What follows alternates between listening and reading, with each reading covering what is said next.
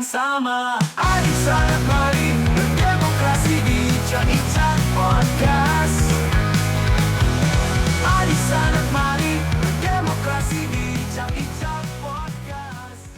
Assalamualaikum warahmatullahi wabarakatuh. Selamat pagi teman pemilih. Kembali lagi di podcast KPU Kota Bengkulu, ruang bincang tempat kita mengulik berbagai sisi dunia kepemiluan, tentu saja dari narasumber-narasumber yang berkompeten dan berpengalaman di bidangnya.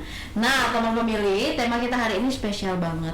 Kita akan membahas sesuatu yang relate banget ya dengan zaman sekarang, yaitu tentang digital, tentang cyber demokrasi. Karena tema kita hari ini adalah penanganan disinformasi dan pemilu aman di era digital. Tentu saja aku sudah bersama orang yang tepat untuk ngobrol topik ini, yaitu Bapak Henry Akbar SE, merupakan Pranata Humas Ahli Muda di Dinas Kominfo Kota Bengkulu. Langsung aja kita sapa. Selamat pagi Bapak. Pagi, Assalamualaikum warahmatullahi wabarakatuh. Waalaikumsalam warahmatullahi wabarakatuh. Gimana Pak pagi ini?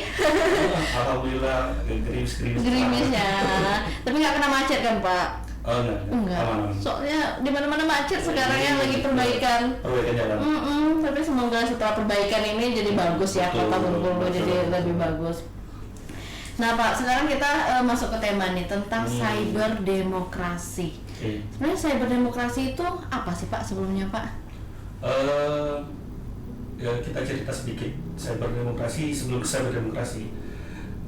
Sebenarnya cyber demokrasi itu kan cuma peralihan sistem demokrasi kita selama ini.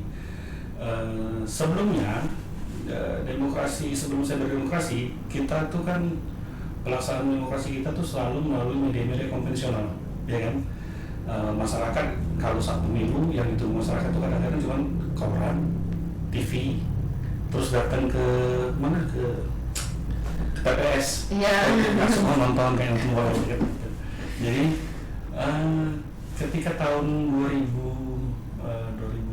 2009-10 bergeser ke sini, masyarakat sudah dibuka dengan sejumlah teknologi kayak Facebook pertama kali ya.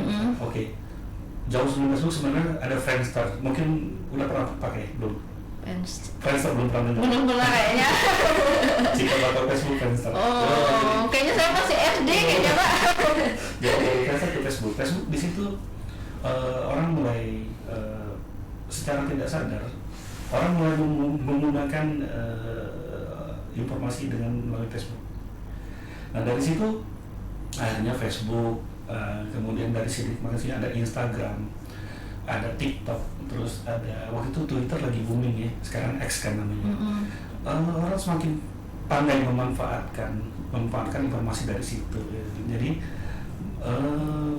apa ya, itu mungkin peralihan. Jadi demokrasi kita ketika itu terjadi, mengadaptasi itu, ternyata lebih cepat sampai informasi itu ke masyarakat melalui platform-platform digital tadi, daripada sebelumnya yang kalau konvensional kayak koran misalnya, mereka kan butuh processing kan, proses dulu, terus tuh nanti jam malam baru tayang atau besok pagi baru tayang, jadi beritanya kadang ketinggalan.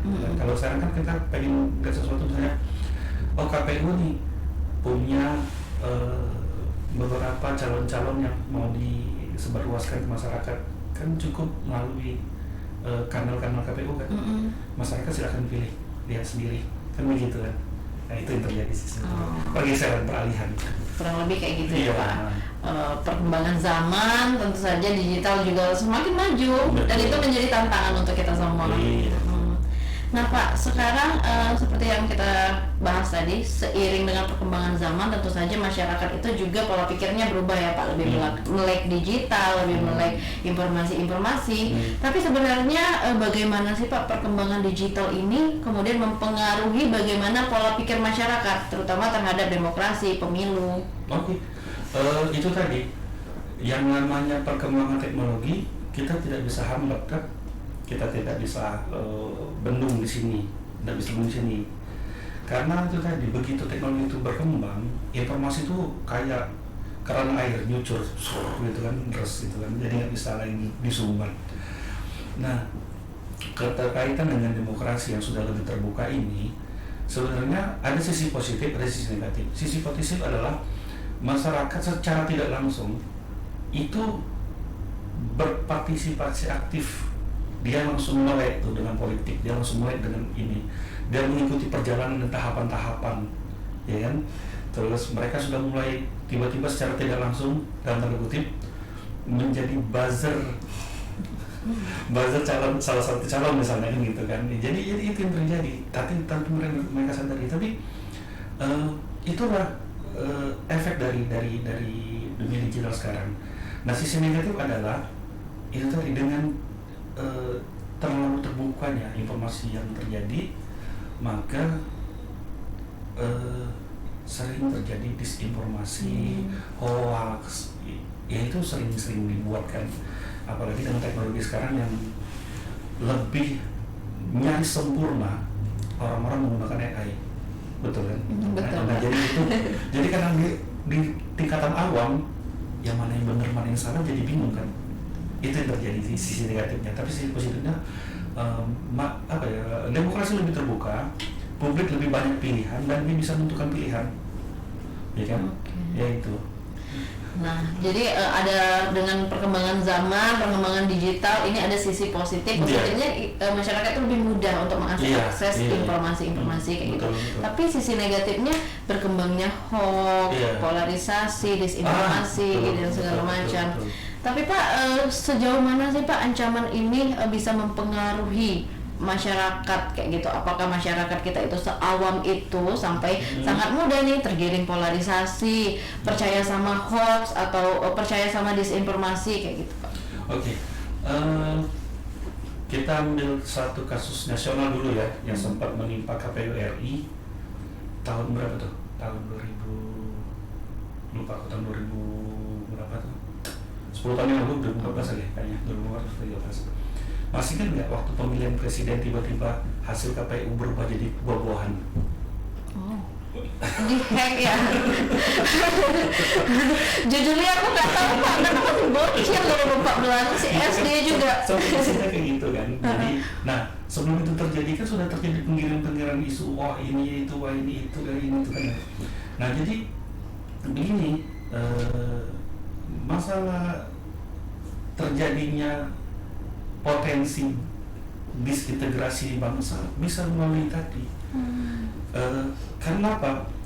Orang ketika teknologi udah terbuka, informasi udah terbuka, biasanya, nih saya balik ke Mbak Penti, algoritma media sosialnya kebaca karena gini, biasanya Mbak ngikutin seseorang toh. Iya betul. Seseorang kan, dan Mbak pasti lihat itu terus kan. Iya, misalnya aku suka lihat make up, terus yang keluar make up, terus dan teman-temannya gitu loh. Nah begitu juga yang masyarakat, misalnya dia menunjukkan satu pasangan calon tertentu, yang dibuka di itu dan afiliasinya yang terbuka di situ. Jadi dia tidak akan melihat yang lain, jadi itu aja. Kayak apa istilah itu, gema, echo informasi. Jadi dia cuma fokus di situ aja tuh, gitu kan. Dan beberapa kali itu kan, kalau dibilang apakah ini akan berpotensi untuk pemecah belah segala macam, kita udah melalui tahapan pemilu itu udah banyak, dan proses pemilihan itu udah banyak. Dulu hampir terbelah dua Indonesia, cuman karena pemimpinnya bagus kan, netralisasi bagus. Masih ingat dulu kampret dan kecebong?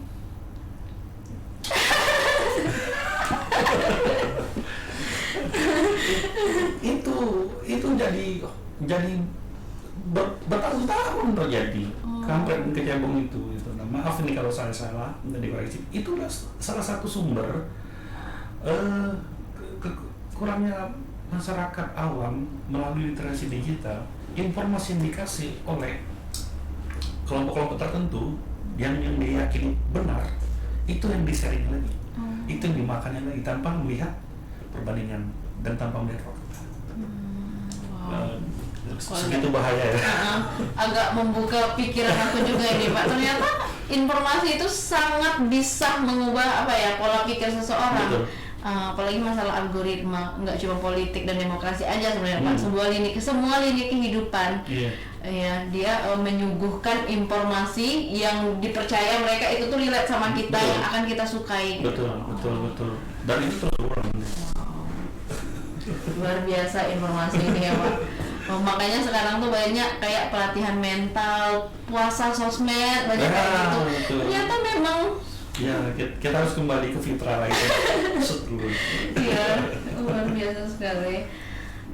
Penting juga ini ya Pak buat anak muda, apalagi anak muda ini semuanya nggak mungkin nggak ada sosmed, nggak mungkin nggak pegang gawai lebih dari 2 jam, itu kayaknya agak nggak mungkin ya. Betul. Nah, gimana sih Pak cara sederhana nih, ada tips and trick nggak, gimana kita membedakan mana informasi yang hoax, mana informasi yang fakta, terus agar kita nggak tergiring nih opini-opini yang menyesatkan, menggiring polarisasi, atau membawa-bawa unsur sara. Baik, Mbak Fenty, ketika itu terjadi biasanya kami biasanya di Kominfo itu beberapa kali melakukan literasi digital ke masyarakat, bekerja sama kawan-kawan relawan TIK Indonesia yang Provinsi Bengkulu. Kami biasanya menyederhanakan, mencirikan berita itu hoax atau tidak. Satu, biasanya biasanya yang terima informasi kan ke gadget ya, ke gawai ya. Ya biasanya paling umum WA. Okay. Instagram. Jadi kadang-kadang berita mereka tuh pakai huruf besar semua. Tuh satu cirinya. Kedua, biasanya berita itu tidak menyebutkan waktu, tanggal atau di mana enggak gitu. Dan kata kuncinya biasanya kata kuncinya viralkan. Ya, betul banget kan, biasanya yang di forward ke grup-grup keluarga. Ya, viralkan. Gitu. Itu udah kata kunci biasanya di situ. Itu. Nah, gimana kita menanggulangi itu? Nah, saya berharap masyarakat gawai ini bukan barang mewah lagi kan, sering dipakai, dan mereka juga tahan dalam artian apa ya, dalam istilah tuh tahan tidak makan tapi beli kuota untuk data kan gitu kan. Jadi pengen saking hebat informasi. Jadi masyarakat itu kalau sudah pegang gawai itu paling tidak mereka harus di dalam diri mereka harus bisa cakap digital. Artinya kayak gitu, mereka tidak mudah share. Mereka begitu berita masuk misal post dulu deh yang mereka, maksudnya di post disaring dulu. Disaring dulu benar tidak, terus cek lagi faktanya. Kan sekarang kan ada beberapa tempat aduan cek fakta ya, kayak di Kominfo tuh kan ada aduan konten.go.id, di Mavindo tuh apa namanya tuh, masyarakat anti berita hoax itu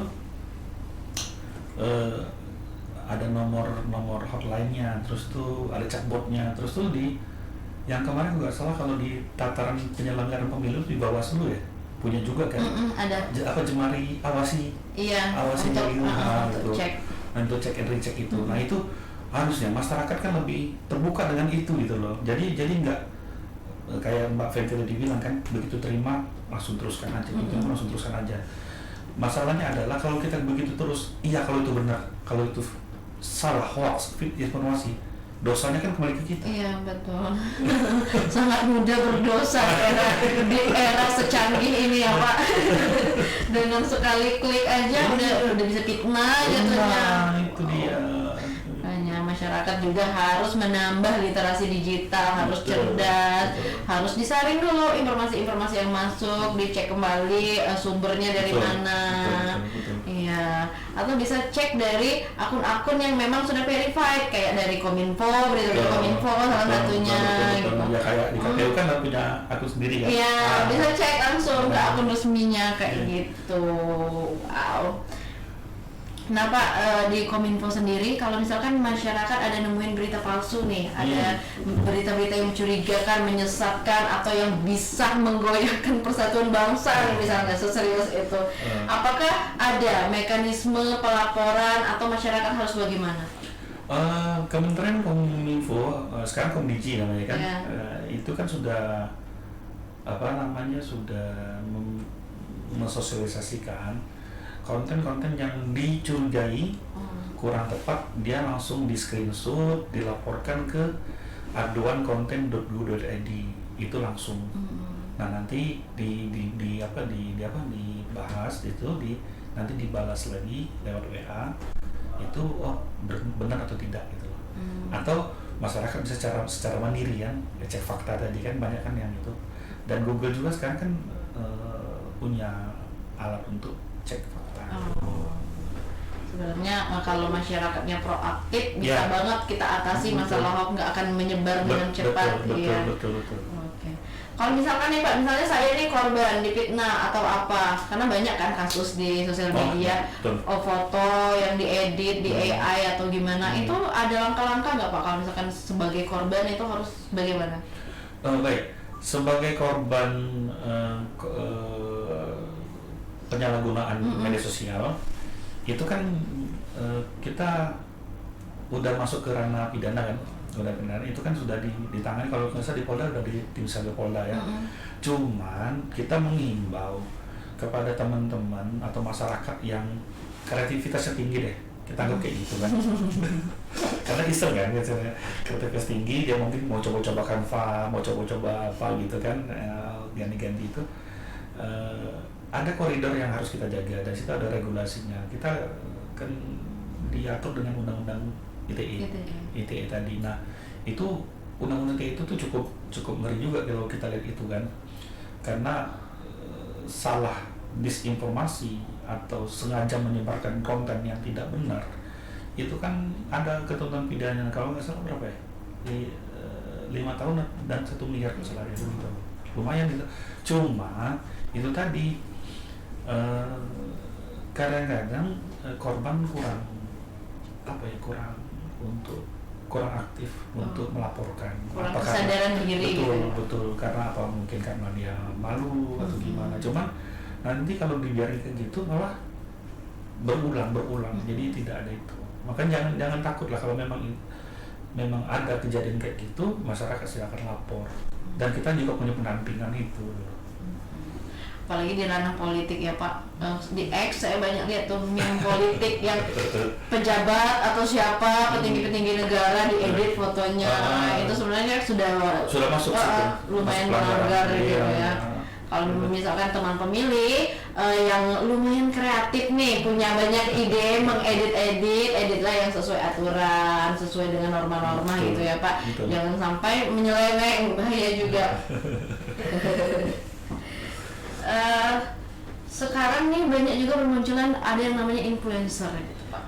Dan ini lumayan mempengaruhi jagat maya. Mereka ada beberapa juga yang aktif menyebarkan informasi politik, kayak berbagai cabang apa ya, ada yang influencer politik, ada yang masak misalnya, banyak. Sejauh mana sih Pak peran influencer ini bisa membantu untuk menjaga ruang informasi, apalagi informasi politik itu tetap sehat kayak gitu Pak? Sebelum aku jawab, kayaknya aku perlu ngopi dulu sebentar. Boleh dong. Aduh, aku lupa nawarin lagi. Maaf ya Pak, terlalu asik nih ngomongin cyber demokrasi. Pak Presiden aja kalau lagi pidato dia cari kopi kan, kopinya mana gitu. Kopi penting banget ya. Nggak kebayang kalau nggak ada kopi di dunia ini. Kalau kopi kan kita lebih santai, lebih ringan. Terus kopi karena ada itu lebih fokus, karena ada kandungan itu. Kafein bikin fokus. Jadi pertanyaan Mbak Fenty tadi, sejauh mana influencer itu mempengaruhi pandangan orang gitu kan. Baik, kita balik lagi, influencer itu apa sih? Influencer kan tugasnya mempengaruhi. Influence orang. Mempengaruhi. Di zaman digital sekarang artinya masyarakat dan apa ya, karena sudah terbuka dengan digital, jadi influencer itu kayak suatu pekerjaan dan ada yang hire gitu, yang mempekerjakan ada kan gitu kan. Mungkin sekarang namanya influencer, kalau dulu namanya buzzer. Agak mirip ya, cuman konotasinya itu kalau buzzer tuh dipikir orang kayak negatif gimana. Kalau influencer kan keren. Iya, iya. Nah, sejauh mana influencer bisa mengawali itu tadi, dia menguasai jaringan, berapa lapis jaringan. Dan biasanya kan teman-teman influencer itu kalau untuk di dunia politik yang sekarang terjadi adalah dia memberikan informasi kepada masyarakat, ya kan, melalui jaringan-jaringan yang dibuat. Misalnya kayak si Pak apa namanya itu kepala daerah ini dia punya kegiatan ini segala macam. Itu kan mereka udah buat dulu tuh kontennya, lempar dulu tuh di kontennya, terus tuh kan reaksi orang kan gimana. Dan influencer tuh kan kemasannya tuh bagus banget kan gitu. Iya. Sampai orang kan tertarik. Oke, kita sebut aja kayak salah satu kepala daerah di Indonesia yang dikatain kemarin gubernur konten, itu kan luar biasa, konten kreatornya luar biasa, mencitrakan bagaimana kepala daerahnya bekerja, gitu, bagaimana sederhananya kepala daerah, terus tuh bagaimana dia kesehariannya kayak jogging segala macam, kasih makan ikan pun jadi komenan banyak orang, ya kan? Iya. Terus kayak yang di Sumatera kemarin kayak satu kepala daerah tingkat 2 bupati, cuman gara-gara dia joget apa yang kayak gini lupa gue. Intinya joget kekinian gitu joget Pak. kekinian lah gitu kan, ditonton sampai 5 juta orang kan. Wow. Waduh. sangat itu. Jadi ketika kita bilang apakah itu mempengaruhi, kalau ditonton segitu Mempengaruhi. betul, artinya apa? Artinya sukseslah kerja influencernya, iya kan? Jadi dia influencer itu bukan sekedar dia cuma buat konten dan cuma bagaimana dia mengemas itu secara baik dan tersampaikan ke masyarakat itu dengan yang bahasa ringan dia itu. Oke.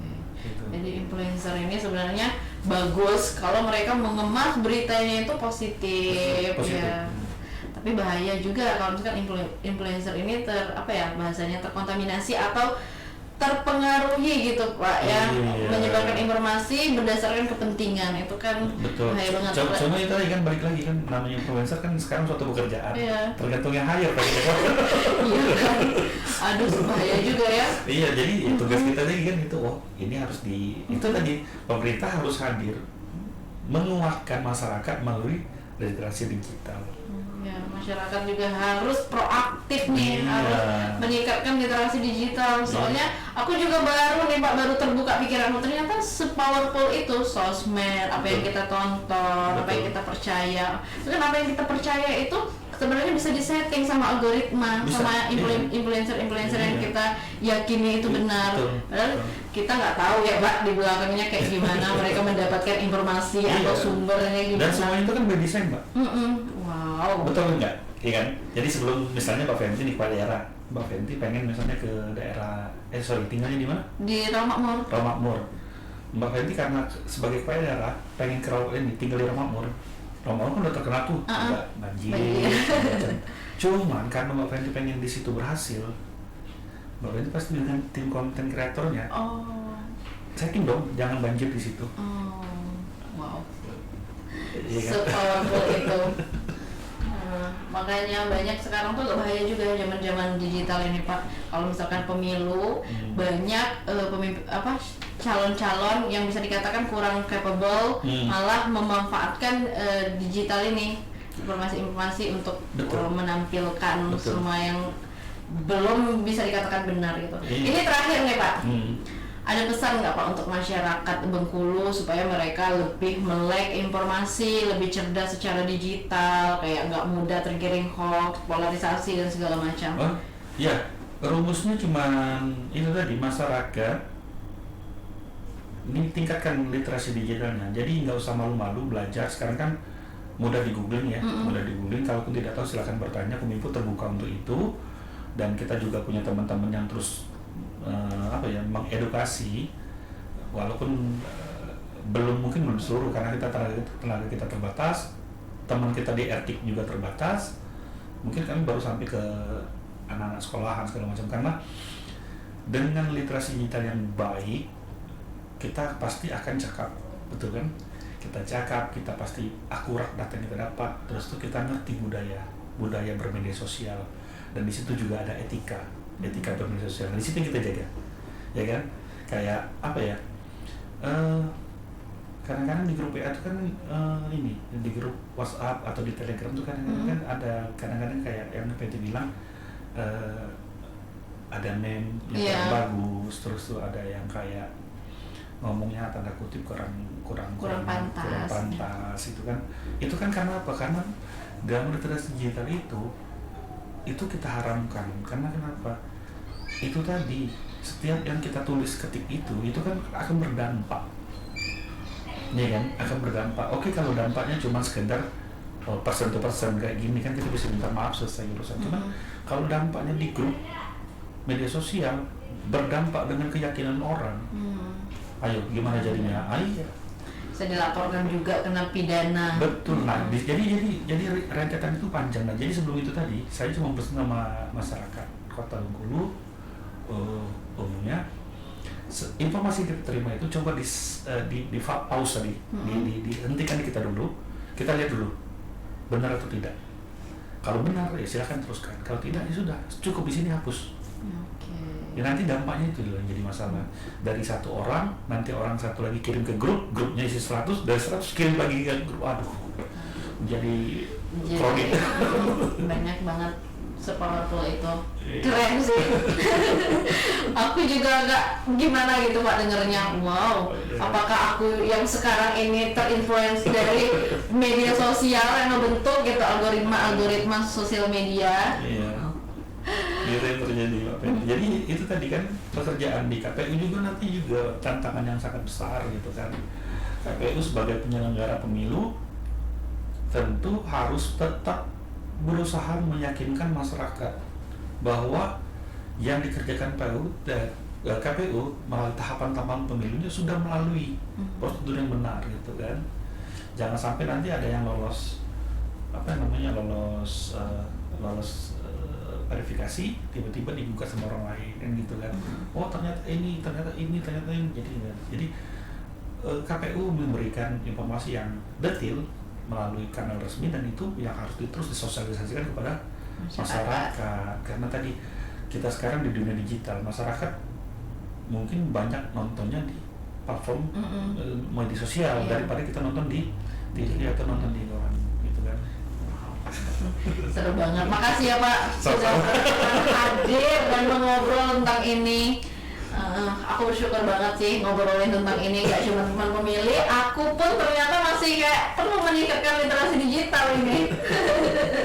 Terima kasih untuk teman pemilih udah menyaksikan podcast KPU Kota Bengkulu. Semoga bisa menambah wawasan baru, membuka insight baru untuk teman pemilih di rumah agar lebih cerdas lagi nih memilah-milah informasi yang mana yang fakta, mana yang hoax, dan bisa meningkatkan literasi digital teman pemilih.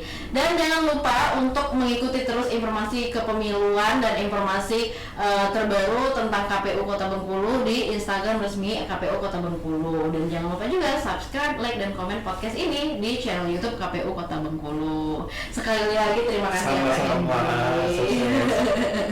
Wassalamualaikum warahmatullahi wabarakatuh.